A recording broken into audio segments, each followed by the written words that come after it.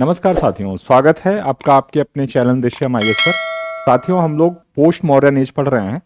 Post Mauryan as में देसी राजवंशों को देखने के बाद अब हम उन राजवंशों को देख रहे हैं जो कि विदेशी थे, यानी कि आक्रमणकारी के रूप में वो भारत आए और यहाँ पे पश्चिमोत्तर क्षेत्रों में उन्होंने अपनी सत्ता स्थापित की। तो जिनमें हमने हिंद, यमन, पहलव, इन सबको देखा उन विदेशी राजवंशों में। आज हम शक के बारे में देखेंगे, शक डायनेस्टी के, जिन्होंने विभिन्न शाखाओं के रूप में भारत में, पश्चिमोत्तर भारत और पश्चिम भारत में अपनी शासन सत्ता स्थापित की थी। इनके अगर शकों के इतिहास के बारे में बात करें तो इनका जो प्रारंभिक इतिहास है, यानी कि भारत में आके सत्ता स्थापित करने से पहले का इतिहास, तो उसके लिए चीनी स्रोतों पर निर्भर रहना पड़ता है। जैसे हाउ हानसू है, सियन हानसू ग्रंथ है। इन ग्रंथों से इनके मूल ओरिजिन के बारे में पता चलता है कि किन रास्तों से गुजरते हुए वो भारत आए, किन किन परिस्थितियों में कैसे संघर्ष करते हुए। भारत आने के बाद जब इन्होंने अपनी सत्ता स्थापित कर ली तो उसके बाद का इनका इतिहास उनके समय के जो अभिलेख हैं और सिक्के हैं उनके माध्यम से इनका ज्ञान प्राप्त होता है। इसके अलावा विभिन्न साहित्यिक भारतीय जो स्रोत हैं उनमें भी इनका उल्लेख हुआ है। जैसे कि आप देखेंगे कि पुष्यमित्र शुंग के काल के पतंजलि के महाभाष्य में इनका उल्लेख मिलता है, गार्गी संहिता में मिलता है, इस तरह से पुराणों में भी इनका उल्लेख मिलता है। तो लेकिन जो इनके अभिलेख और सिक्के हैं, जैसे कि रुद्रामन का जूनागढ़ अभिलेख है, उनका अंधों का अभिलेख है, या पार्थिया शासक हैं गोंडो फर्नीज, उनका तख्ते वही अभिलेख है। इन सारे अभिलेखों से, और भी हैं, राजबुल का अभिलेख है, इनकी एक व्यवस्थित जानकारी हमें मिलती है। तो अब इनकी यात्रा जो चीनी स्रोतों से पता चलता है, किस तरह से ये भारत आए, उसको एक बार हम मैप के थ्रू देखने की कोशिश करते हैं, समझने की। ये देखिए, ये है सिर दर्या नदी बेसिन, मध्य एशिया की ये एक बहुत ही प्रसिद्ध नदी है। कई देशों से होकर बहती है, जैसे ताजिकिस्तान, किर्गिस्तान, उज्बेकिस्तान। और ये यहां से किर्गिस्तान के तियान शान से निकलती है। तियान शान से एक माउंटेन है, यहां से ये निकलती है। और ये देखिए तियान शान, यहां से निकलते हुए ये जाके अरल सागर में मिलती है। एक आमू दर्या भी है, ये भी जाके अरल सागर में मिल जाती है। तो इसी नदी घाटी के क्षेत्र में तक एक बर्बर जाति के रूप में थे, यहां रहते थे। लेकिन इनका एक और बर्बर जाति, यूची जाति, उनसे संघर्ष होता है, उनमें ये परास्त हो जाते हैं। परास्त होने के बाद ये यहां से भागते हैं और यहां पे क्षेत्र है बैक्ट्रिया का। ये अफगानिस्तान, उज्बेकिस्तान और ताजिकिस्तान के बीच का ये बैक्ट्रिया क्षेत्र है, यहां आके बस जाते हैं। परंतु यूची इनका पीछा करते हुए यहां बैक्ट्रिया भी आ जाते हैं। बैक्ट्रिया से भी इनको जब भगाया जाता है, यूची यहां भी इनको परास्त करके यहां से भगाते हैं, तो यहां से ये दो शाखाओं में बढ़ जाते हैं। एक शाखा तो इधर ये अफगानिस्तान में इधर दक्षिण की तरफ निकल जाती है, दूसरी शाखा इनकी ईरान आती है। ईरान आती है, यहां पे एकाद राजवंश के शासकों को हरा के अपनी सत्ता स्थापित करते हैं। लेकिन पार्थियन शासक मित्रधात द्वितीय इनको यहां भी परास्त कर देता है, पूर्वी ईरान में जो बसे होते हैं। और जब यहां ये परास्त होते हैं तो यहां से ये भागकर दक्षिण अफगानिस्तान में आते हैं। यहां है हेलमंड घाटी, हेलमंड घाटी क्षेत्र में ये बस जाते हैं। इसे सकस्तान या तीस्तान क्षेत्र भी कहा गया इस वजह से। ठीक, फिर यहीं से ये अपना रास्ता बनाते हैं, हेलमंड घाटी से ही कांधार और बोलन दर्रे होते हुए, अफगानिस्तान का कांधार और पाकिस्तान के बलूचिस्तान क्षेत्र में बोलन दर्रा है। बोलन दर्रे से ये सिंधु घाटी क्षेत्र में प्रवेश करते हैं। सिंधु घाटी क्षेत्र में प्रवेश करने के बाद ये भारत, उस समय के भारतीय क्षेत्र में आ जाते हैं और फिर ये अपनी शाखाएं स्थापित करते हैं। जैसे एक तक्षशिला में इनकी शाखा मिलती है शासन की, एक शाखा इनकी मिलती है यहां पे मथुरा में। ठीक है, ये उत्तरी सक्षत्रप कहे गए, उत्तर पश्चिमी उत्तरी सक्षत्रप। जो पश्चिमी उत्तर पश्चिमी सक्षत्रप थे इन्होंने भी अपनी दो शाखाएं स्थापित की। एक इधर ये मालवा और सौराष्ट्र क्षेत्र में, मालवा और सौराष्ट्र क्षेत्र में, ठीक। और एक शाखा इन्होंने स्थापित की, ये महाराष्ट्र का जो नासिक क्षेत्र है, ये कार्दमक शाखा थी, कार्दमक की शाखा थी, और ये थे शहरात। ठीक। अब हम इन शाखाओं का, इनके शासकों का अध्ययन करेंगे, जहां से प्रश्न पूछे जाते हैं उनको एक एक करके देखते हैं। यूनानियों के बाद भारत में शकों का हमला हुआ। ठीक है, भारत में शकों की दो शाखाएं, एक उत्तरी क्षत्रप जिसका मैंने भी मैप में दिखाया, तक्षशिला और मथुरा क्षेत्र, ये तक्षशिला और मथुरा क्षेत्र ये हुए उत्तरी क्षत्रप। ठीक। और ये पश्चिमी क्षत्रप है, कार्दमक और छहरात, नासिक का क्षेत्र महाराष्ट्र का, और ये आपका जो है मालवा और सौराष्ट्र का क्षेत्र, मालवा और सौराष्ट्र का क्षेत्र जो कि कार्दमक शाखा थी शकों की, इन्होंने यहां पे अपनी सत्ता स्थापित की थी। तो नासिक और उज्जैन के पश्चिमी हो गए, मालवा क्षेत्र या उज्जैन क्षेत्र जो है। अब हम इनकी एक चर्चित उपाधि थी शाहानुशाही, पूछा जाता है कि ये उपाधि कौन लोग धारण करते थे, तो शक लोग धारण करते थे, शाहानुशाही उपाधि। ठीक, आगे बढ़ते हैं।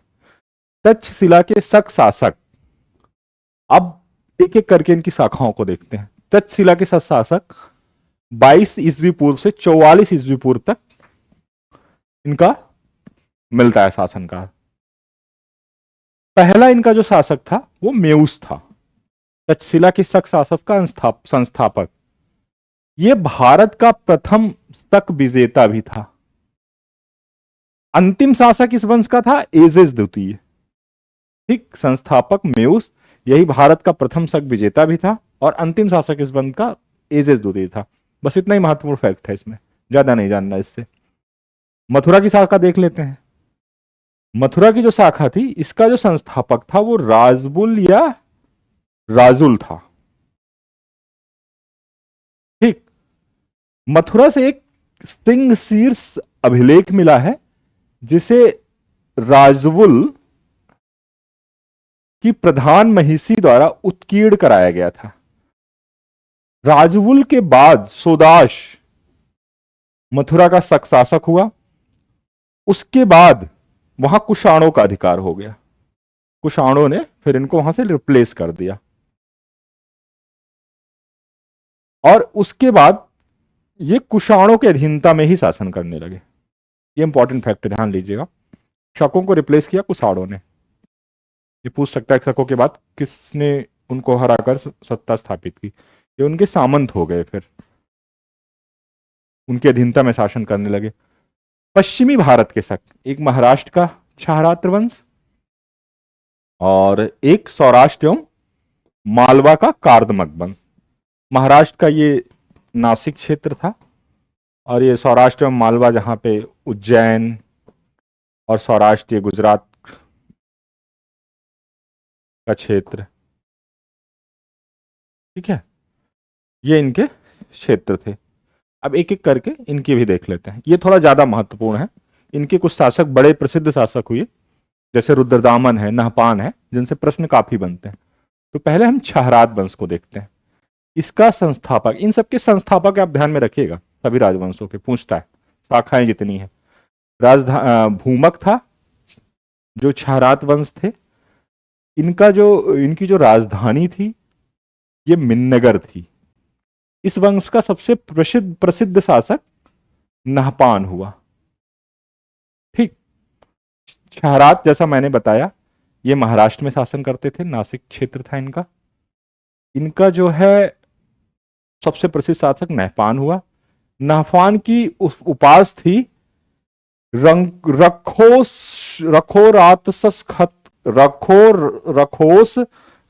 खस तपस, रखोस रात रातस खत तपस, ये इनकी उपाधि थी, रमखोस रातस खत तपस।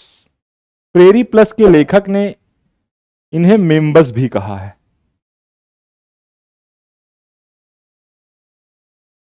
नहपान का शासनकाल 119 से 125 ईस्वी। नहपान के समय नासिक और जुन्नार गुहालेख तथा उसके दामाद ऋषभदत्त या उषावदात, ये इनके दामाद थे नहपान के, का नासिक गुहालेख प्राप्त हुआ है। ठीक, ऐसे ध्यान रखिएगा, नासिक गुहालेख नहपान और उनके दामाद उषावदत्त या ऋषभदत्त से संबंधित है, प्राप्त हुआ है।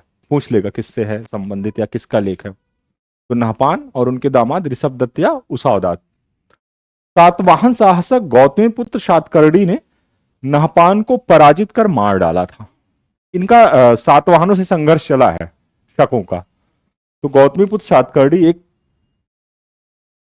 बलशाली शासक था सातवाहन वंश का, इसने हरा दिया नहपान को और मार डाला। इसका प्रमाण भी कहां से मिलता है, देखो, जोगलथंबी स्थित नहपान के कोषागार पर अधिकार कर लिया था सातकर्णी ने, और इसके सिक्के को पुनः अपने राजवंश के नाम से पुनरांकित कराया था, अपने नाम से। इससे यह स्पष्ट हो जाता है कि इनको शकों ने पराजित किया था, सॉरी सातवाहनों ने पराजित किया था इनको, शकों को। कार्दमक वंश, संस्थापक चेष्टन, बहुत बार पूछा गया है ये। इसी का पौत्र था रुद्रदामन, इनकी राजधानी उज्जैन। अंतिम शासक विश्वसेन, पौत्र रुद्रामन था चेष्टन का, जो कि महाक्षत्रप बना। ये इसलिए पौत्र शासक बनता है क्योंकि इनका जो चेष्टन का बेटा था पुत्र जयदामन, उसके शासनकाल में ही निधन हो जाता है। अब रुद्रदामन का सबसे जो प्रसिद्ध है वो है जूनागढ़ अभिलेख या गिरनार अभिलेख, जिससे बहुत बार सवाल आता है। ठीक, चंपू शैली या काव्य शैली में हर लाइन से इसके सवाल बने हैं। किस शैली में लिखा गया है ये पूछा गया है, चंपू शैली या काव्य शैली में लिखा गया है। विशुद्ध गद्यात्मक संस्कृत भाषा में लिखा गया पहला अभिलेख है, यह भी पूछा गया है कि संस्कृत भाषा में लिखा पहला अभिलेख कौन सा है, तो वो जूनागढ़ अभिलेख है। ठीक है, खोजा किसने इसे, ये भी पूछा गया है, जेम्स प्रिंसेप ने 1832 में। यौधेय गणराज्य का उल्लेख हुआ है, यह भी इंपॉर्टेंट है, जिसे रुद्रदामन ने हराया था, यौधेय गणराज्यों को। अभिलेख के अनुसार उसने मालवा, सौराष्ट्र, गुजरात, उत्तरी कोंकण और नर्मदा में स्थित महिष्मती पर अधिकार कर लिया। कहां कहां अधिकार किया, मालवा, सौराष्ट्र, गुजरात, उत्तरी कोंकण और नर्मदा में स्थित महिष्मती पर अधिकार कर लिया। जूनागढ़ अभिलेख से ही ज्ञात होता है कि सभी जातियों के लोगों ने रुद्रदामक को अपना रक्षक चुना था। कहने का मतलब यहां पे यह है कि जनता ने इसको शासक चुना था। अच्छा, ये यहीं पे जान लेते हैं कि 3-4 शासक हैं प्राचीन भारत में जिनको की जनता ने सुना था। जैसे एक नागवंशी शासक है शिशुनाग, इसको भी जनता ने चुना था। पाल वंश का संस्थापक गोपाल, ये भी जनता द्वारा चुना गया था। शक शासक रुद्रदामन हो गया, ये भी जनता द्वारा चुना गया था। ठीक है, तो ये शासक जो है इनको जनता ने अपना राजा चुना था, इसलिए महत्वपूर्ण हो जाते हैं और इनसे प्रश्न आता है, ये पूछ लिया जाता है इस पे। इसी अभिलेख से ज्ञात होता है कि रुद्रदामन ने वशिष्ठ पुत्र पुलमावी को 2 बार पराजित किया। रुद्रदामन अभिलेख से पता चलता है, जूनागढ़ अभिलेख से, इसने वशिष्ठ पुत्र पुलमावी को, इतने शक्तिशाली शासक को 2 बार पराजित किया। यही वशिष्ठ पुत्र पुलमावी जो कि नहपान को पराजित करके मार डाल रहा है, पर यहां वो रुद्रदामन से पराजित हो रहा है। सोचिए कितना शक्तिशाली है रुद्रदामन। परंतु संबंध की निकटता के कारण उसका वध नहीं किया। क्या निकटता थी, रुद्रदामन की बेटी की शादी वशिष्ठ पुत्र पुलमावी से हुई थी। ठीक, जूनागढ़ अभिलेख से यह भी पता चलता है कि रुद्रदामन ने सुदर्शन झील के बांध का पुनर्निर्माण व्यक्तिगत कोष से धन देकर करवाया था। इसके लिए वो जनता पर कोई कर नहीं लगाता, अपने व्यक्तिगत कोष से सुदर्शन झील का पुनर्निर्माण कराता है। ठीक, सुदर्शन झील के पुनर्निर्माण से लेके पुनर्निर्माण तक कई शासकों के नाम मिलते हैं। यह भी पूछा मैंने, पहले भी चर्चा की है कि कितने शासकों का उल्लेख मिलता है। एक तो चंद्रगुप्त मौर्य का, जिसके काल में सुदर्शन झील का निर्माण होता है। ठीक है, फिर अशोक का उल्लेख मिलता है, जो कि नहर निकलवाते हैं वहां से। उसके बाद रुद्रदामन का उल्लेख तो मिल ही रहा है। इसके बाद स्कंदगुप्त ने भी, जब आगे चल के बांध कमजोर हुआ तो फिर से इसको और मजबूत किया, उसका पुनर्निर्माण कराया। तो 4 शासकों का नाम मिलता है इस पे, चंद्रगुप्त मौर्य, अशोक, रुद्रदामन और स्कंदगुप्त। ठीक, ये ध्यान रखिएगा। सौराष्ट्र प्रांत के राज्यपाल सुविशाख थे उस समय। उन्हीं के निर्देशन में पहले से 3 गुना मजबूत बांध का निर्माण हुआ सुदर्शन झील का। जो सुदर्शन झील थी सौराष्ट्र प्रांत में थी।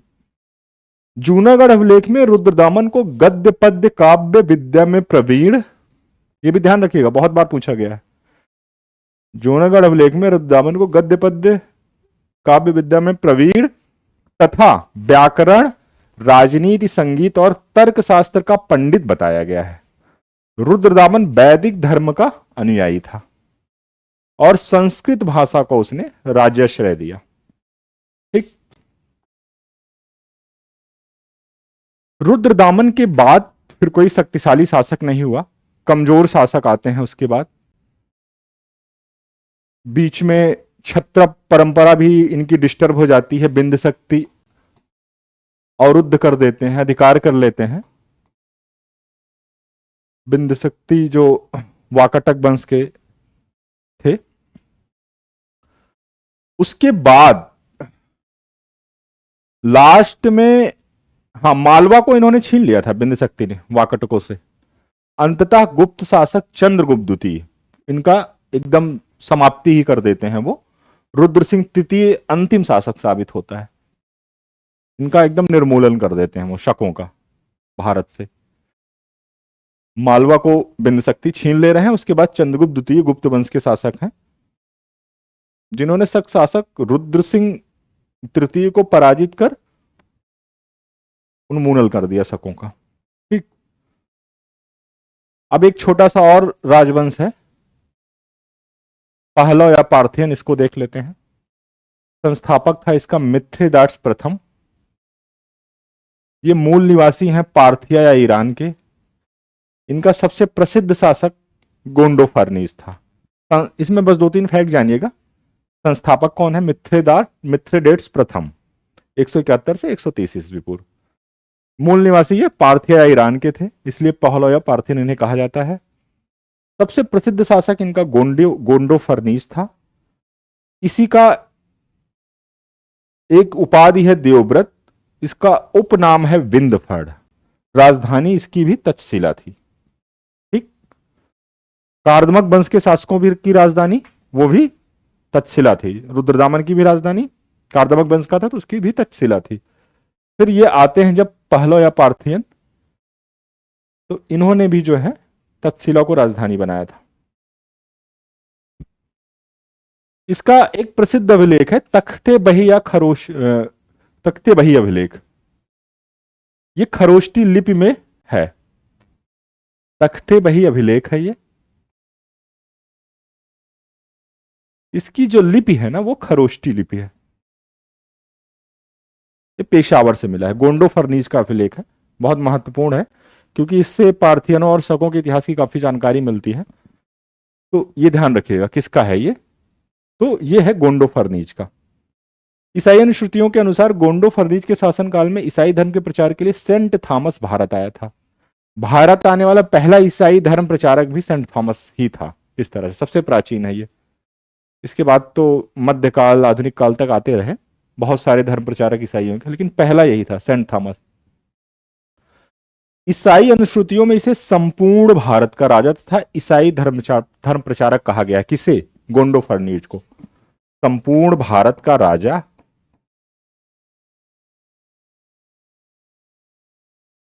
तथा ईसाई धर्म प्रचारक दोनों कहा गया है। ठीक, अब ये समाप्त हुआ। शकों से संबंधित अब कोई भी प्रश्न आएगा प्रारंभिक परीक्षा में किसी भी, तो उम्मीद करता हूं इससे बाहर नहीं आएगा। अब हम नेक्स्ट सेशन में मिलेंगे। इसके बाद कुषाण को देखेंगे। कुषाण में ज्यादा महत्वपूर्ण है, ज्यादा बड़ी डायनेस्टी है। उस समय के आए हुए विदेशी आक्रमणकारियों में कई शासक प्रसिद्ध हुए, उनमें उनको देखेंगे हम। उसके बाद फिर संपूर्ण रूप से मौर्य उत्तर काल की राजनीति, संस्कृति, अर्थव्यवस्था पर एक सेशन रखेंगे, फिर आगे बढ़ जाएंगे गुप्त काल पे। धन्यवाद। आप लोग प्लीज सब्सक्राइब करिए मेरे चैनल को, शेयर करिए ज्यादा से ज्यादा लोगों तक और लाइक करिए। धन्यवाद।